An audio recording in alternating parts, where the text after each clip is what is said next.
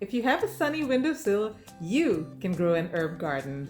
Hi green lovers, this is Tara, and in this video mini-series, I am going to show you how you can grow all your favorite herbs so you don't have to rush off to the grocery store to get some rosemary for your focaccia bread, or maybe it's some parsley for your falafel recipe, or my favorite, cilantro for your favorite Indian recipe. Coming right up. For the purpose of this video, I am going to be defining an herb as any plant with seeds, flowers, or leaves that can be used for flavoring, food, medicine, or perfume. So with that definition, let's get into some of the benefits of herbs in your garden and why you should be using them. So let's recognize that the benefits go way beyond cooking. They're used to attract pollinators and ward off pests. They have medicinal uses and they are used in aromatherapy. They're also very low maintenance and take up very little space in your garden. And isn't it so nice to have them handy so you can just rush out there and grab a sprig when you need it and not have to go to the grocery store, like I said. So the first method of getting your herb garden started is probably the easiest. And for many of you, it's also probably the simplest way to do it if you don't have too many herbs that you want to grow. And that is just go to the store and pick up some starts. In spite of the fact that I grow a lot of my herbs from seeds, I still do pick up a few different varieties from the grocery store or from the big box store. And that is because I want to get a head start. And these plants that I have picked up are the ones that I use a lot of, and I don't want to have to wait for the seeds to come to a level of maturity that I can start picking. So this is probably a standard way of doing it. Don't feel bad if you have to go to the store and pick up a few starts, because one actually equals many, and I'll tell you exactly what I mean. In fact, let's take a look at these chives. Let me bring it a little closer to the screen. I paid about maybe $5, so yeah, it's not cheap, but I've got 3 clumps of chives in this, and each clump has probably around 10 plants. Now I will be planting them in clumps, but I have got 3 chives starts, and these are actually garlic chives. They're perennials. 3 for $5, and I'm gonna have them forever. So for me, that's worth it. And since I didn't remember to start them from seeds, this does give me a head start, right? The other plant that I get from the store regularly every single year, in spite of the fact that I grow a lot of them from seeds, is basil. Now this I actually paid just $1.99 for in Safeway, and I counted the plants. There's actually approximately 20 plants in this. So technically, I've got 20 plants for $2, which is also decent, I think. And this one is rosemary, and I always get a plant because I've not quite figured out how to make rosemary survive through winter. I've got friends where it grows and you can't kill it even if you want to in their backyard. But for me, every year I buy a plant of rosemary. One day I'm going to master the art of growing rosemary as a perennial. And then the other one that I buy is parsley. Now I do grow parsley as well, but I noticed that this year I've got only curly leaf parsley growing in my backyard. So I went and picked up some flat leaf parsley. This can take up to 5 weeks just to germinate. So for me, that's worth it. And again, I get plenty of plants for the price of, well, it wasn't cheap. This was also about maybe $4 or $5. But still, this is really the quickest, fastest way to get started. So let me show you how I do my chives. All I need to do, I've got some pots that I've got set up here, and I'm going to just break it gently. These are very hardy. Anything from the allium family, they're literally practically indestructible.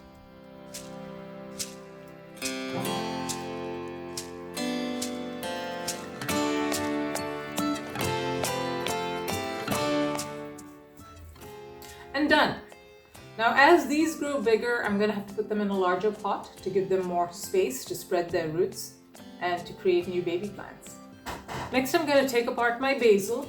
Same thing as the chives, sort of loosen it and empty it out. That's what the root system looks like. There we go. Now basil as well roots very, very easily, so don't worry that you may be destroying some of the roots by doing this. They will survive just fine. I'm going to separate this out into maybe about 4 clumps, but roughly about 3 to 5 plants should be good for a little clump. Make a little hole, put it in, press it down, and there you go. The basil has been up-potted. Actually, just 1 pot of these gives you enough basil for your entire season. But I like growing lots of varieties. That's why I grow from seed. Let's go ahead and do the rosemary. As you can see, this plant got a lot of roots. It's actually quite root bound. So I'm going to break apart some of these roots. So I'm just going to break off all of this bottom and put that in my compost pile. That's a lot of roots. But the plant will do just fine, I promise. And there's only 1 plant here. I was hoping there were a couple of plants, but there's just 1 plant. So I'm going to plant this as is, but I'm actually going to bring a bigger pot. I've noticed that none of the pots that I have are big enough for this. So I'm going to put this in a gallon-sized pot and let it be there all season long. Put that aside. And last but by no means least, my parsley. Let's see how many plants I got out of this one. Now by putting them in bigger pots, they will be able to get much more nutrition, won't have to compete with each other, and hence should be able to do a lot better as well. And these are biennials, so you plant them once and they will last for at least 2 years. I know people that have had it last for more than 2 years, but mine, they go to flower the 2nd year and they complete their life cycle. So I buy parsley once every couple of years. I'm going to put a couple of plants per container. So I actually got 8 parsley plants out of this. Not bad. This is probably the fastest way you can get your herb garden going. So this second method of propagating herbs is also very easy, and it is the method by which you root cuttings in water. Now this method can be used for a lot of different herbs. In fact, most herbs other than, I think, cilantro, maybe parsley, it's difficult to root using this method, but most other herbs can be propagated using this method. And it's a great method to use if you've either got an existing plant that you want to make multiple copies of, or you've got a neighbor and you saw an herb growing in their garden that you really like and you wanted to grab a cutting. Or like I did, I went to the grocery store the other day and bought myself some mint, and I used what I needed and I rooted the stems, and I'll bring you up close and show you exactly how I did that. So for this method, I've got my demonstration plant here, which is an orange mint. And by the way, if you haven't grown orange mint, I strongly recommend it. It's got this delicious citrusy minty scent. And it's also not as aggressive as spearmint. It won't like take over your yard. It grows like a nice little creeping ground cover. It's very pretty. So what you need to do is you need to make a cut. What you see here, these are nodes, leaf nodes. You need to make a cut right below a leaf node.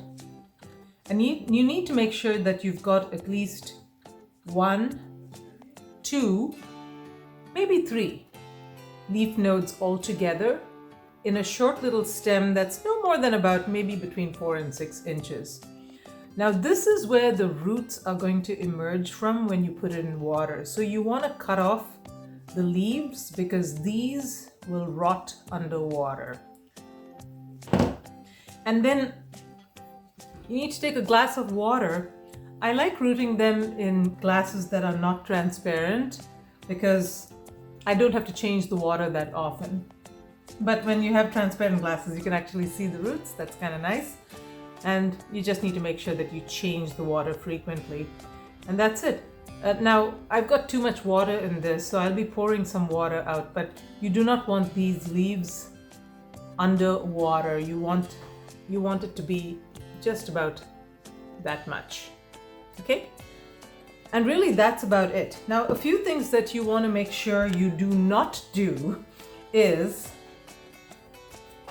as in this example, I've got this really long portion of the stem underneath the leaf node, and that is going to rot underwater. Okay, so that's mistake number one. Avoid that.